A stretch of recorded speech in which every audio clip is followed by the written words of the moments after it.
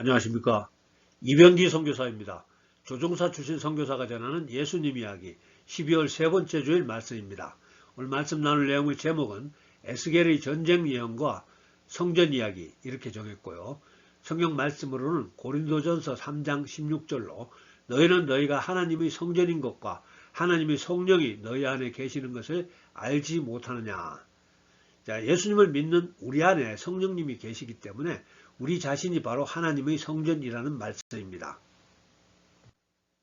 오늘은 에스겔서 네 번째 시간입니다. 오늘 말씀 시작하기 전에 에스겔서와 같은 예언서를 읽을 때 도움이 되는 내용 잠깐 소개하겠습니다. 우리가 예언서의 기록을 이해하고자 할 때 먼저 기억해야 하는 것은 선지자들이 영적 세계에서 모신 것을 보고 이 땅에 내려와서 기록한 미래에 일어날 일은 솔직하게 정확한 타임라인을 구성할 수는 없습니다. 쉽게 설명해서 그 일들이 일어난다는 사실은 분명하지만은 일어나는 시기와 일어나는 순서는 알 수 없다는 이야기입니다. 성경에 기록된 예언과 예언이 실행될 시기에 관한 성경 말씀 하나 보겠습니다. 예수님은 죽음에서 부활하신 후에 40일간 이 땅에 더 계시다가 하늘로 승천하시게 되는데요. 그런데 40일간 이 땅에 계실 때 한 번은 제자들이 예수님께 이런 질문을 던집니다. 예수님, 지금이 바로 우리 이스라엘이 로마 제국으로부터 해방되어 독립하는 때입니까? 예수님 말씀입니다. 사도행전 1장 7절에서 8절 이르시되 때와 시기는 아버지께서 자기의 권한에 두셨으니 너희가 알 바 아니요 오직 성령이 너에게 임하시면 너희가 권능을 받고 예루살렘과 온 유대와 사마리아와 땅끝까지 이르러 내 증인이 되리라 하시니라. 즉 때와 시기에 대해서는 하나님이 우리에게 잘 알려주시지 않는다는 이야기입니다. 그것은 대체로 하나님의 소관이라는 뜻입니다. 그래서 이 세상 마지막 때 전쟁에 관한 예언도 여러 선지자에서 성경 여러 곳에 산발적으로 기록되어 있는데요. 특별히 에스겔서와 요한계시록에 상대적으로 집중해서 기록되어 있습니다. 또한 요한계시록의 마지막 때 전쟁 예언이 3번 기록되어 있는데요. 그 3번의 전쟁 기록이 전쟁이 3번 일어난다는 뜻인지 아니면은 하나의 전쟁을 3가지 방향에서 관찰한 하나의 전쟁인지는 분명하지가 않습니다. 종합해서 말씀드리면은 마지막 때에 분명히 3차 세계대전 같은 큰 전쟁이 있을 것이고 그중 하나가 오늘 우리가 공부하고 있는 이 에스겔서에 기록되어 있다는 겁니다. 자, 에스겔서에 기록된 그리고 신학자들이 곡과 마곡의 전쟁이라고 부르는 마지막 때의 전쟁 예언은 이렇게 시작됩니다. 하나님이 에스겔 선지자에게 명령합니다. 에스겔 38장 2절 인자야 너는 마곡 땅에 있는 로스와 메덱과 두발왕 곧 고게게로 얼굴을 향하고 그에게 예언하여 즉 마곡이라는 땅의 세 나라를 통치하는 곡이라고 이름하는 지도자에게 예언해라 이런 뜻입니다. 여러가지 학설이 있지만은 러시아의 지도자를 곡이라고 하는 것 같습니다. 그래서 어떤 신학자는 블라디미르 푸틴이 곡이라고 의심하기도 합니다. 자, 이어지는 말씀은 하나님께서 러시아의 군대를 억지로 끌고 그리고 바사와 구스와 북과 고멜과 그 모든 때와 북쪽 끝의 도갈마 족속과 그 모든 때 곧 많은 백성의 무리를 너와 함께 끌어내리라. 자, 여기서 바사와 구스와 북과 고멜과 도말가는 바사는 이란, 구스는 에디오피아, 붓은 리비아, 고멜은 그리스 서북편 유럽 지역, 도갈마는 터키 지역을 가리킵니다. 사실상 성경시대에 이스라엘을 중심으로 동쪽으로부터 시계 방향 순서로 전 세계를 언급한 겁니다. 또한 대부분 이슬람 국가죠. 그러니까 하나님께서 러시아가 주관해가지고 주동자가 되어서 이란, 에디오피아, 리비아, 터키, 서북 유럽 지역의 국가를 데리고 이스라엘을 공격하도록 허락하시겠다는 말씀입니다.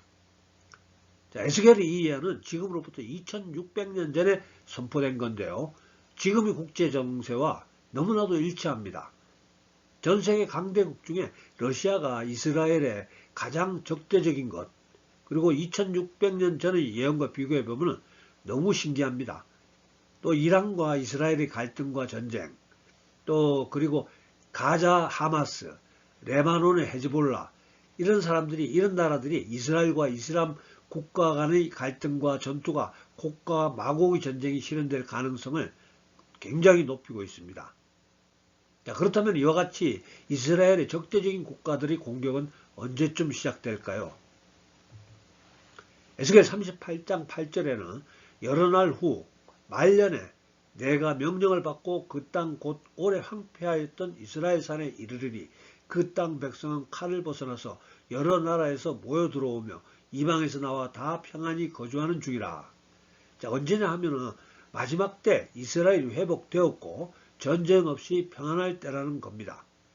그렇다면은 지금일 수도 있고 또 아닐 수도 있을 것 같습니다. 아무튼 이 전쟁은 하나님이 이스라엘을 심판하시려는 전쟁이 아니고 침략군인 러시아와 이슬람 국가를 심판하시려는 전쟁이라고 하십니다. 에스겔 38장 18절에서 19절 그날에 곡이 이스라엘 땅을 치러 오면 내 노여움이 내 얼굴에 나타나리라. 주 여호와의 말씀이니라. 내가 질투와 맹렬한 노여움으로 말하였거니와 그날에 큰 지진이 이스라엘 땅에 일어나서, 즉 이스라엘 땅에 쳐들어온 침략군들이 있는 장소에 엄청난 지진이 발생하고 침략군들끼리 전투가 벌어진다는 이야기입니다. 또 계속해서요. 내가 또 전염병과 피로 그를 심판하며 쏟아지는 폭우와 큰 우박덩이와 불과 유황으로 그와 그 모든 무리와 그와 함께 있는 많은 백성에게 비를 내리듯 하리라.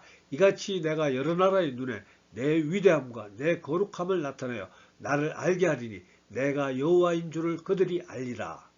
자, 여기서 불과 유황은 어쩌면 핵폭탄이 아닌가 생각됩니다.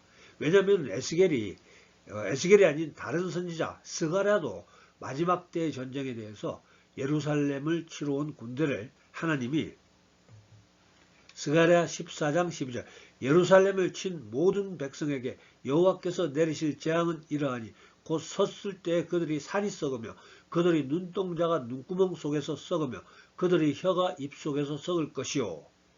자, 살이 썩고 눈구멍과 입속이 썩는 상태는 핵전쟁의 결과뿐인 것 같습니다. 놀랍지 않습니까? 지금으로부터 2600년 전에 이런 증상을 기록했다는 것이요. 또 이 전쟁의 나중 이야기는 이렇게 매듭짓고 있습니다. 에스겔 39장 21절에서 22절 내가 내 영광을 여러 민족 가운데 나타내어 모든 민족이 내가 행한 심판과 내가 그 위에 나타낸 권능을 보게 하리니 그날 이후에 이스라엘 족속은 내가 여호와 자기들이 하나님인 줄을 알겠고, 즉 이 전쟁을 겪고 나면은 세상 모든 사람들이 하나님의 위대하심을 깨닫게 되고 이스라엘 사람들은 그제서야 하나님이 예수님이 바로 하나님이심을 믿게 된다는 이야기입니다. 에스겔서의 마지막 부분 에스겔 40장부터 마지막 48장까지는 새로운 성전에 대한 이야기인데요. 에스겔의 환상 중에 하나님이 에스겔을 데리고 이스라엘이 매우 높은 산으로 데려가시는데 그곳에서 어떤 천사를 만나게 되고 그 천사가 그곳에 세워져 있는 성전을 측량하도록 합니다. 그리고 에스겔 40장 4절에 그 사람이 내게 이르되 인자야 내가 내게 보이는 그것을 눈으로 보고 귀로 들으며 내 마음으로 생각할지어다. 내가 이것을 내게 보이려고 이리로 데리고 왔나니 너는 본 것을 다 이스라엘 족속에게 전할지어다 하더라. 자, 그리고 이후부터 성전 여기저기를 측량하는 묘사가 에스겔 48장까지 지루하게 이어집니다. 자, 관심 있는 분들은 직접 한번 읽어보시기 바라고요. 대부분의 신학자들은 에스겔이 본 성전이 무엇을 의미하는지 정확하게 알지 못합니다. 일부 신학자들이 예수님이 재림하시고 천년 왕국을 통해 온 세상을 통치하실 것인데 그 시기에 필요한 성전이라고 주장하기도 합니다. 왜냐하면 스가랴 1장 16절에 그러므로 여호와가 이처럼 말하노라 내가 불쌍히 여김으로 예루살렘에 돌아왔은즉 내 집이 그 가운데에 건축되리니 예루살렘 위에 목줄이 쳐지리라 만군의 여호와의 말이니라. 자, 제 생각에는 가장 설득력 있는 학설로 여겨집니다. 아무튼 지금부터는 신구약 성경 말씀 안에, 즉 성경책 안에 기록된 모두 5개의 성전에 대해서 간략하게 소개해 볼까 합니다. 먼저 실제로 존재했던 성전으로는 솔로몬 성전, 스룹바벨 성전, 헤롯 성전 이 3개의 성전이 있고요. 이 성전들은 각기 다른 시대에 같은 장소, 즉 예루살렘에 존재했었지만은 적군의 침략으로 모두 무너진 성전입니다. 나머지 성전은 나머지 2개의 성전, 곧 에스겔 성전과 새 예루살렘 성전은 지금까지 도래하지 아니한 미래의 성전입니다. 역사상 존재했던 3개의 예루살렘 성전에 관한 기록을 소개하겠습니다. 첫째로 솔로몬 성전은 주전 예수님 오시기 전 960년경에 준공되었고요. 500년 후에 바벨론 침략으로 남유다 왕국이 멸망당할 때 소실되었습니다. 둘째로 일명 스룹바벨 성전이라고 불리는 제2 성전인데요. 바벨론의 식민 통치 중에 총독인 유대인 스룹바벨에 의해서 예수님 오시기 전 516년에 완공되었습니다.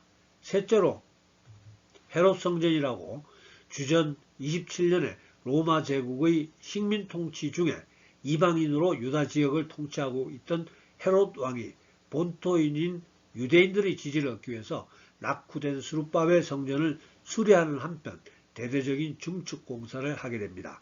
그 성전은 솔로몬 성전만큼 큰 규모로 화려했었지만 주후 70년 로마 군대에 의해서 완전히 파괴됩니다. 자, 그리고 성경에 기록된 그 다음의 성전이 바로 오늘 소개하는 에스겔 성전입니다. 에스겔 성전 크기는 솔로몬 성전보다 200배 정도 더 넓은 것으로 측량되는데요.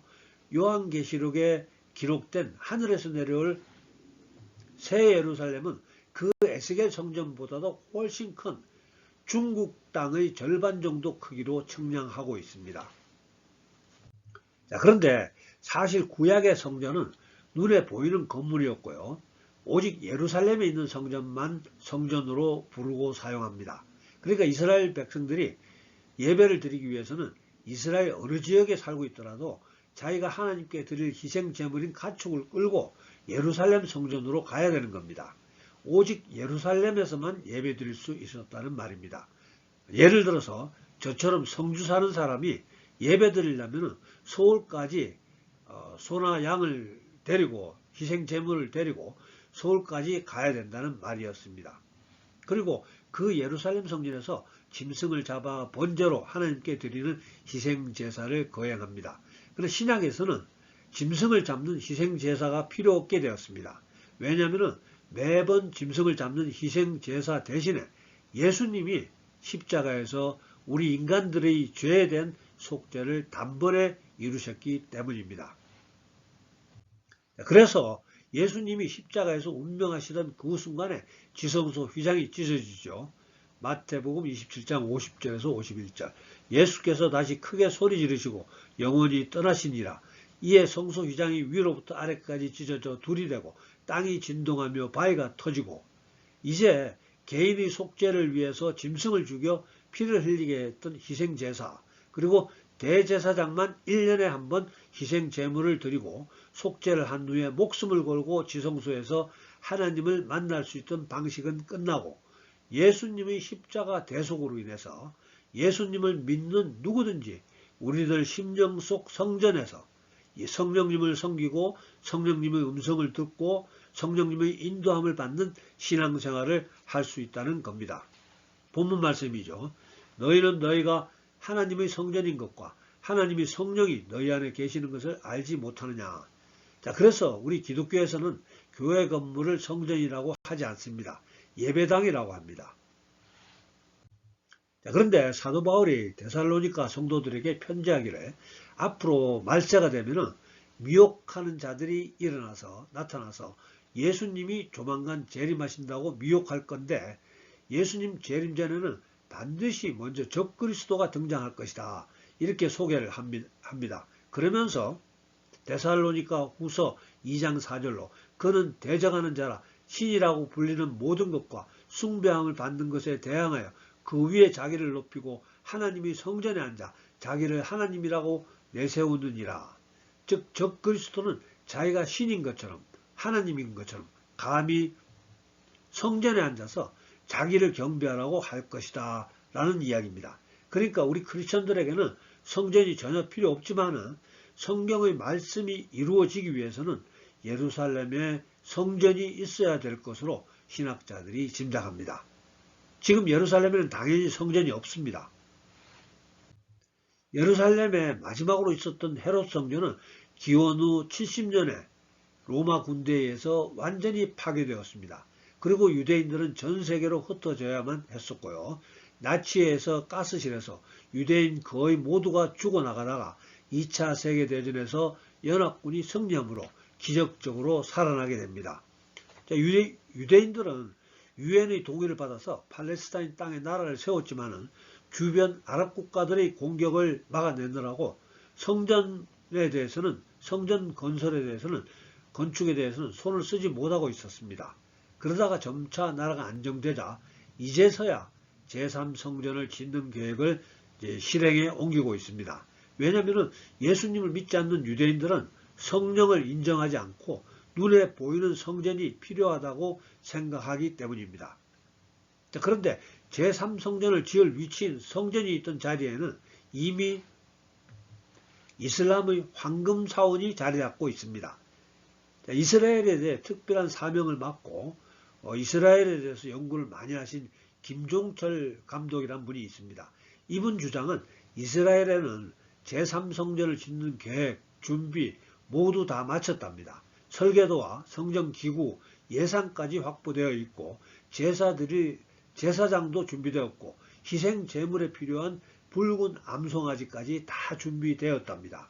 단지 성전이 세워져야 하는 그 자리가 이슬람의 황금 사원이기 때문에 아직 시작을 못하고 있다는 이야기입니다. 만일 황금 사원을 허물고 그 자리에 하나님의 성전을 세웠다가는 전 세계 20억 이슬람이 가만히 있지 않을 것이기 때문입니다. 그런데 최근 정통파 유대 랍비 신학자들이 자세히 연구를 해본 결과 성전이 세워져야 하는 정확한 자리가 황금사원에서 100m 북쪽이라는 것이 밝혀졌다고 합니다.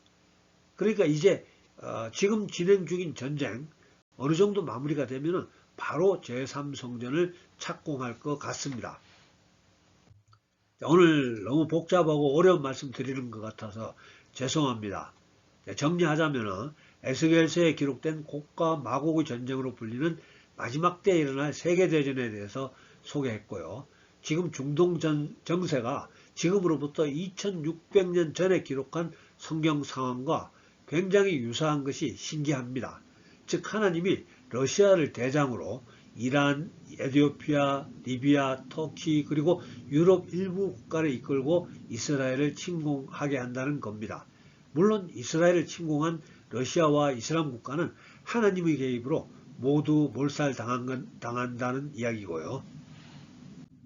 두 번째 주제로는 성전에 대한 이야기 나누었습니다. 성경에는 모두 5개의 성전이 등장하는데요.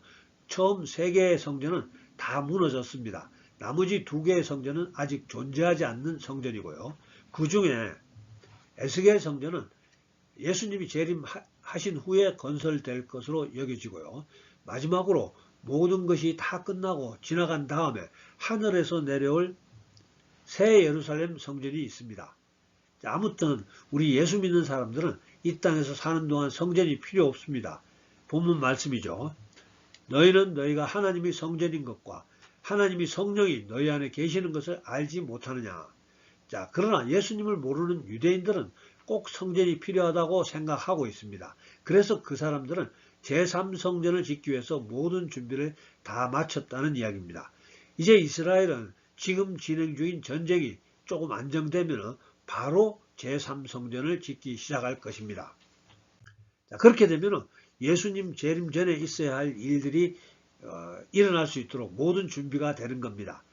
데살로니가 후서 2장 4절 그는 대적하는 자라 신이라고 불리는 모든 것과 숭배함을 받는 것에 대항하여 그 위에 자기를 높이고 하나님의 성전에 앉아 자기를 하나님이라고 내세우느니라. 하나님이라고 주장하는 적그리스도가 제3성전에 앉아 있는 것을 보게 되면 예수님 재림이 멀지 않게 되는 겁니다. 참고로 적그리스도가 누가 될 것인가에 대해서는 여러 가지 주장이 있는데요. 제 개인 생각에는 지금 추진하고 있는 세계 종교 단일화가 완성되면 카톨릭의 교황이 적그리스도가 될 가능성이 가장 많다고 볼 수 있습니다. 아무튼 이스라엘을 우리는 하나님의 시간표라고 하고요. 이스라엘을 주시하고 있는 것이 하나님이 하시는 다음 일을 예측할 수 있는 가장 정확한 수단이 되는 겁니다. 종합해서 요약하면 마지막 때 전쟁이 있을 것이고요. 제3성전이 세워질 것이고요. 적그리스도가 나타나서 제3성전에 앉아 경배를 요구할 것이고요. 그렇게 되어야 예수님의 재림이 멀지 않게 된다는 겁니다. 사랑하는 성도 여러분, 이 세상 마지막 때가 가까이 오고 있습니다. 어두움은 더 짙어질 것입니다. 다른 종교와 통합하자는 세계 단일 종교 체제가 수립될 겁니다. 동성애를 존중하지 않으면 손가락질을 받게 될 겁니다. 신실하게 예수님을 따르고자 하는 우리 같은 사람들은 약간의 박해를 각오해야 할 겁니다. 그러나 어떤 상황과 환경 가운데 처하시더라도 믿음을 포기하지 마시기 바랍니다. 새벽이 멀지 않았습니다. 곧 오늘의 태양이 떠오를 것입니다. 예수님이 천하를 다스리시는 통치자로서 재림하실 것입니다. 기도하겠습니다. 사랑간에 풍성하신 아버지 하나님, 오늘도 사랑하는 주의 자녀들 함께 예배드릴 수 있게 하심을 감사합니다. 또한 오늘 에스겔 선지자의 전쟁 예언과 성전에 대한 계시를 통해서 마지막 때의 진행 과정 생각해 볼 수 있었기에 감사합니다. 아버지 하나님, 오늘도 간구합니다. 혼란스러운 국내의 정세 속에서 우리 하나님의 백성들이, 우리 예수님 믿는 주의 백성들이 보다 지혜롭게 생각하고 판단하고 말하고 행동할 수 있도록 주님 인도해 주시옵소서. 성령으로 기름 부어 주시옵소서. 능력을 더하여 주시옵소서. 우리가 위대하신 하나님의 자녀답게 당당하게 우리에게 닥쳐오는 여러 가지 어려운 문제들 잘 이겨낼 수 있게 해주시옵시고, 우리뿐 아니라 우리 주변에 예수님 모르는 불쌍한 이웃까지도 안전한 길로 인도해 줄 수 있는 지혜로운 크리스천으로 살아갈 수 있도록 축복해 주시옵소서. 지금은 우리 구주 예수님의 은혜와 아버지 하나님의 극진하신 사랑과 성령님의 감동, 감화, 교통하심이 오늘 예배에 참석한 우리 모두에게, 또 우리들의 가정과 일터와 섬기는 교회 위에 지금부터 영원토록 함께하여 주셨기를 간절히 축원하옵나이다. 아멘. 예, 감사합니다. 할렐루야. 다음 주에 뵙겠습니다.